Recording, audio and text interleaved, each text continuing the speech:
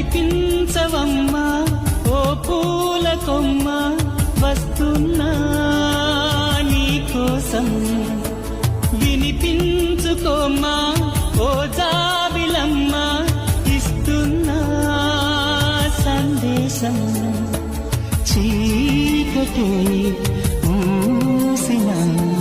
ఆకాశం నేనని జరిగిన కథ ఈరోజు వివరించని కనిపించవమ్మా ఓ పూల కొమ్మ వస్తున్నా నీ కోసం నీ గాన దాగున్న ముత్యానిగా శిశిరాన దాగున్న చైత్రానిగా ఎదుటే పడని మసకే విడని నువ్వు నిలిచిన హృదయాన్ని చూపించని